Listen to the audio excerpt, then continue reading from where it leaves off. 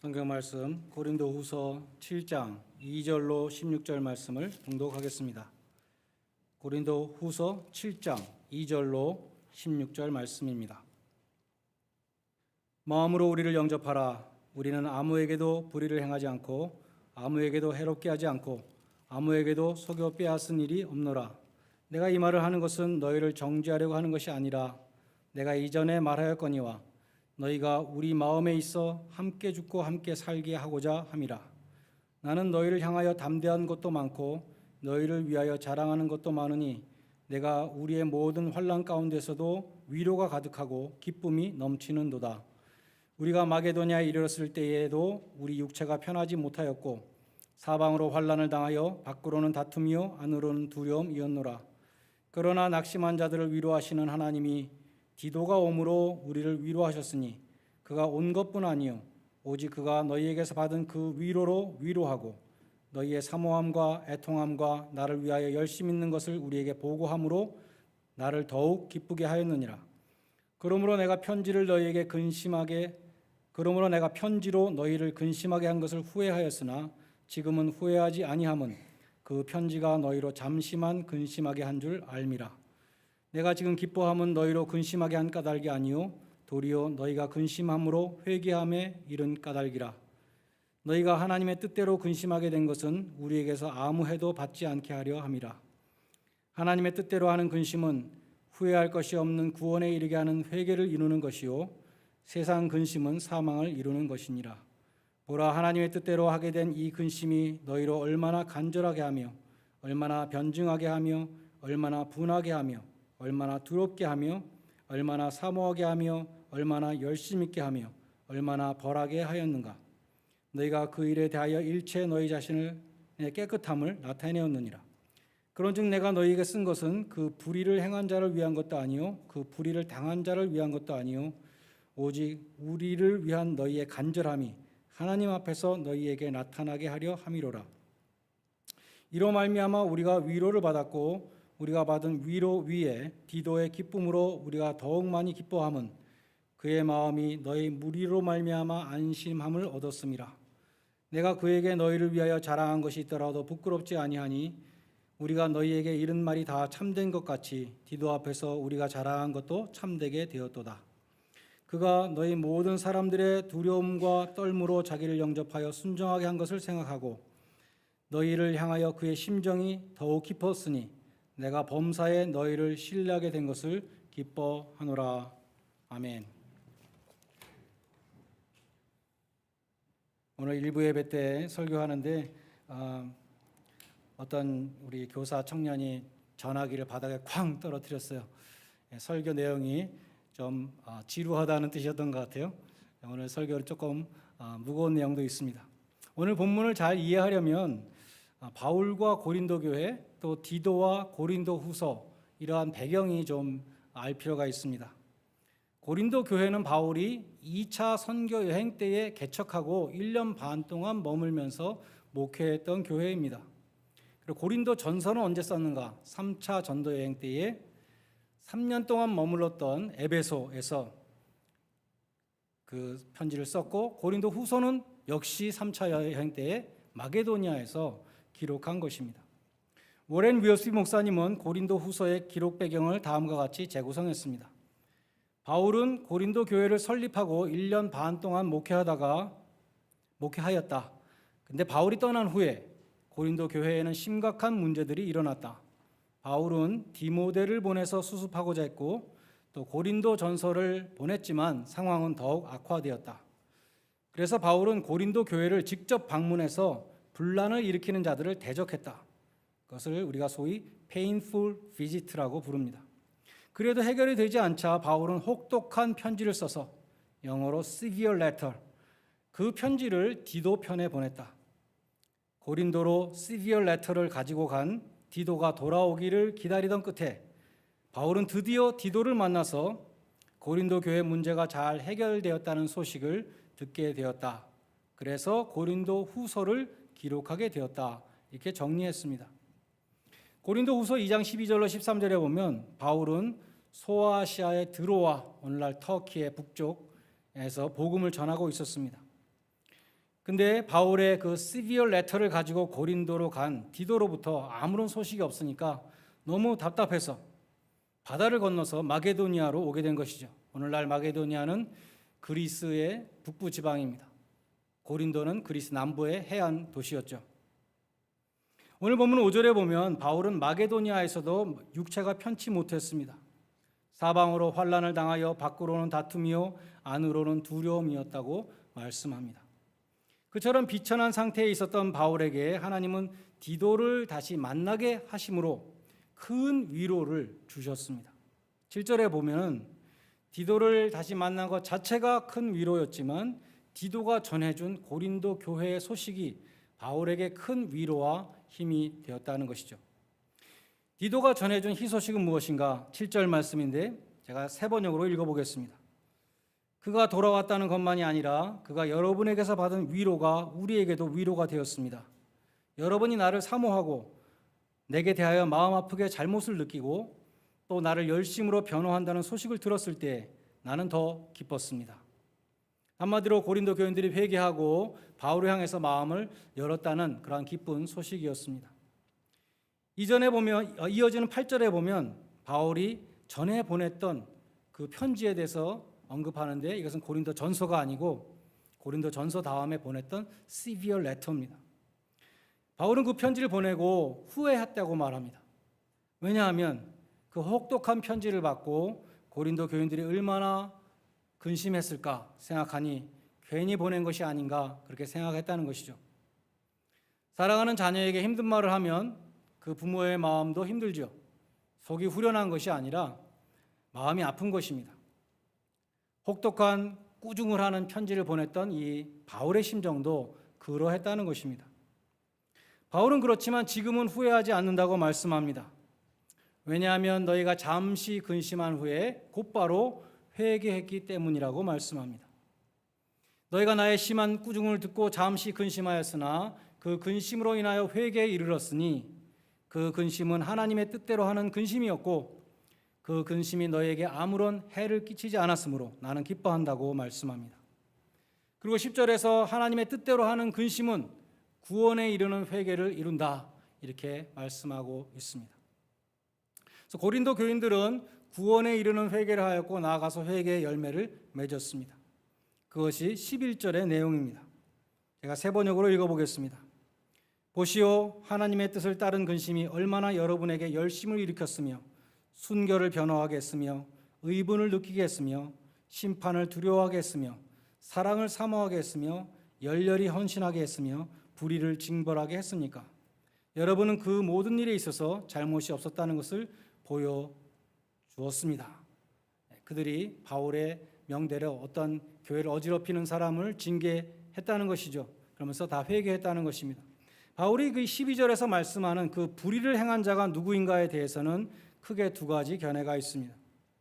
첫째는 바울이 고린도전서 5장에서 말씀했던 근친상간의 죄를 지은 자가 있었죠. 고린도 교회가 그 사람을 그냥 받아주고 있었습니다. 그 사람이다라는 견해가 있고, 두 번째는 바울의 영적인 권위에 도전한 사람이라는 것입니다. 그러한 견해는 고린도 후서에서 바울이 계속 자기 자신을 변호합니다. 자기의 사도권을 변호하고 또 거짓 교사들에게 넘어가지 마라. 자꾸 이런 말을 하는 것을 보면 바울의 권위에 도전하는 사람이 있었다. 그렇게 보는 것입니다. 그래서 많은 주석가들은 바울이 그 페인풀 비지트를 했을 때, 직접 가서 대적했을 때 바울의 권위에 도전했던 사람이라고 그렇게 생각을 합니다. 그러나 바울의 시비어 레터가 남아있지 않고 또 바울이 그 사람이 누구라고 명확히 말하지 않기 때문에 고린도 교회를 근심시키는 그 불의를 행했던 자가 누구인지는 확실하지 않습니다. 분명한 것은 고린도 교회가 그 불의에 대해서 의분을 느끼고 바울이 명한 것처럼 그 사람을 징계했다는 것입니다. 그럼으로써 교회의 순결을 지켰습니다.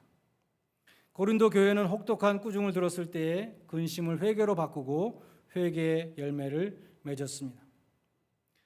그럼에도 고린도 후서에 보면은 고린도 후서 6장 11절로 13절에 바울이 고린도 교인들에 대해서 마음을 좀 넓게 열어달라 그렇게 부탁하죠.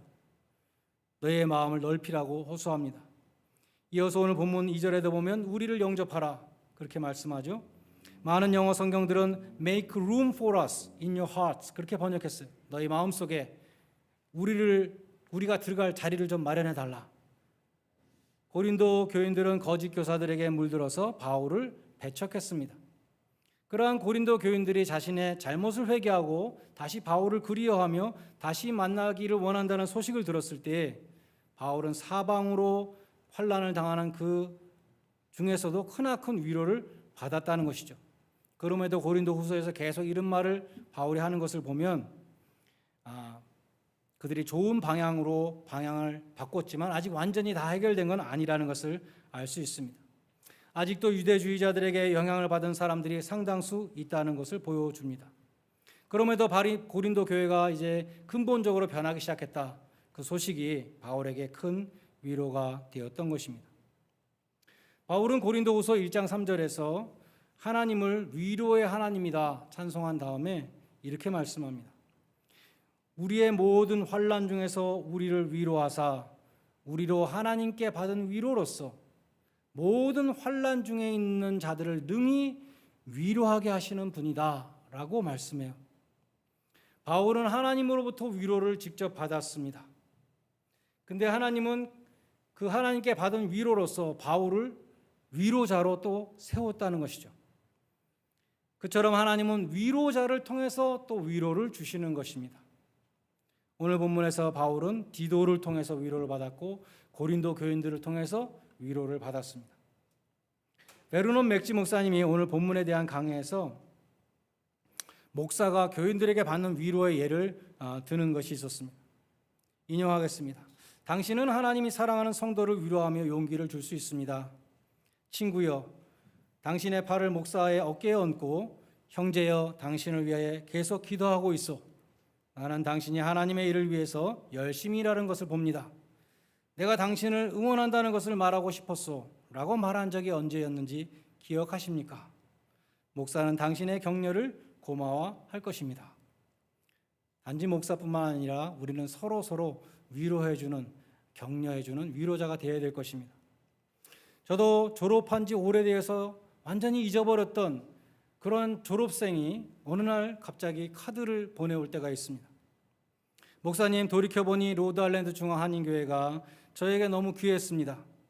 어려운 요건 속에서도 목회하시는 목사님께 감사드립니다. 교회와 목사님을 위해서 기도하겠습니다. 대개 다 이런 글들입니다. 그리고 교회 앞으로 보내는 헌금을 보내주는 그러한 졸업생들을 볼 때에 위로와 격려를 받게 되는 것입니다. 성경에는 위로자라는 이름을 가진 사람이 있었습니다. 위로자, 바나바라는 사람입니다. 사도행전 4장 36절에 보면 바나바의 본명은 요셉이었는데 사도들이 이 사람에게 바나바라는 별명을 지어줬어요. 정말 위로를 잘하는 사람이었다는 뜻이죠. 영어로 위로의 아들, son of encouragement입니다. 요즘 바나바 사역이라는 것이 많죠. 여기저기서 바나바 사역을 많이 하는데 전부 다 위로하고 중재하고 이러한 사역들입니다. 제가 보스턴에 있을 때 제가 목회하던 교회가 새 들어있는 미국 교회 목사님이 얘기를 해주시는 거예요. 바나바 미니스트리에 내가 들어가서 내가 목회하면서 너무 마음이 힘들어가지고 거기 들어가니까 어떠한 기도 짝을, 다른 목사님을 기도의 짝으로 이렇게 어레인지를 해준다는 것입니다. 그러면 그 목사님하고 짝이 되어서 모든 이야기를 흉금없이 털어놓고 위로하며 또 서로를 위해서 기도하고, 심지어 그 바나바 미니스트리에서 사람들이 와가지고 그 교회 예산위원회에 들어가서 목사님 월급 좀 올려줘라 그래가지고 월급을 올려줬다는 그런 이야기도 들었어요. 그 바나바 사역 웹사이트에 들어가니까 기도의 짝을 위로하는 원칙이 적혀 있었습니다. encouragement, 우리는 서로 경쟁하기보다 서로를 응원한다. 목사들끼리는 서로 경쟁하는 마음이 있잖아요. 우리는 경쟁하지 않고 서로를 서포트해준다. 우리는 서로 깎아내리기보다 서로의 이야기를 듣고 함께 울며 서로를 격려한다. 우리는 함께 서로를 위하여 기도한다. 우리는 서로의 사역을 공개적으로 지지한다. 여러분, 부부 사이에도 이렇게 서로 격려하는 자가 되어야 할 것입니다. 우리를 교우들도, 우리 교회 간사님들과 여러 가지 일을 하시는 분들 또 서로 위로자가 되어야 할 것입니다. 사역자 간에도 위로자가 되어야 할 것입니다. 가족 간에도 자녀들에게 우리 또 이러한 위로자가 되어야 할 것입니다. 사도행전 11장 23절에 보면 바나바가 안디옥에 임한 하나님의 은혜를 보고 기뻐했습니다. 모든 사람에게 굳은 마음으로 붙어 있으라 권하였다. 바나바가 권했다. 영어 성경에 보면 encourage했다고 기록되어 있어요. 한국교회에 권사라는 직분이 있는데 감리교회는 남자 권사도 있죠. 감리교 창시자인 웰슬리가 exhorter, 권사라는 직분을 처음 만들었다고 합니다. 권사는 권하는 자라는 뜻입니다. 권하는 자에게 필요한 은사는 위로와 격려입니다. 사도행전을 보면 처음에 바나바가 바울을 인도했어요. 바울을 막 사람들이 경계할 때 이 사람은 믿을 만한 사람이라고 예루살렘에서도 말해줬죠. 근데 스데반의 순교와 함께 예루살렘에 그 큰 핍박이 임해서 교인들이 사방으로 흩어져서 피신을 갔습니다. 어떤 사람들이 안디옥까지 가게 됐습니다. 그 중에 그브로와 구레네 사람 몇 사람이 복음을 열심히 전해서 안디옥에 있는 헬라인들의 수다한 사람들이 예수를 믿게 되었습니다. 그 소식을 들은 예루살렘 교회가 바나바를 안디옥에 보냈습니다.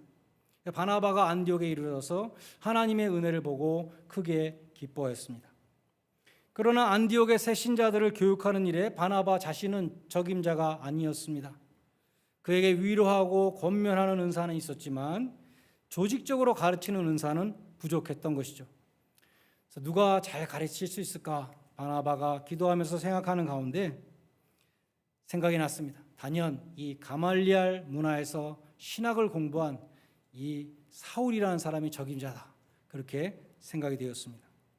그래서 그는 안디옥에서 바울의 고향인 다소까지 100마일을 여행해서 사울을 만났습니다. 그리고 간곡히 부탁을 했죠. 사울에게 잡 오퍼를 했습니다. 바나바는 바울에게 첫 번째 사역의 기회를 준 사람입니다. 그리고 협동 사역을 통해서 많은 열매를 맺었습니다. 큰 무리를 가르쳤고 안디옥에서 처음으로 예수 믿는 사람들을 크리스찬이라고 사람들이 부르게 됐다는 것입니다. 그래서 사도행전 11장 25절로 26절에 보면 이렇게 기록되어 있습니다. 바나바가 사울을 찾으러 다소에 가매 안디옥으로 데리고 와서 둘이서 교회에서 1년 동안 모여 큰 무리를 가르쳤고 제자들이 안디옥에서 비로소 그리스도인이라 일컬음을 받게 되었더라. 그리고 사도행전 13장에 이르면 두 사람이 한 배를 타고 선교 여행을 떠나죠. 1차 선교 여행. 1차 선교 여행을 떠날 때 성경에 보면 바나바의 이름이 먼저 나옵니다. 성령이 가라사대 바나바와 사울을 따로 세우라. 바나바의 비중이 더 크다는 뜻이죠. 그러다가 은근슬쩍 이제 순서가 바뀌게 돼요. 사도행전 13장 46절에 보면 바울과 바나바라고 나옵니다.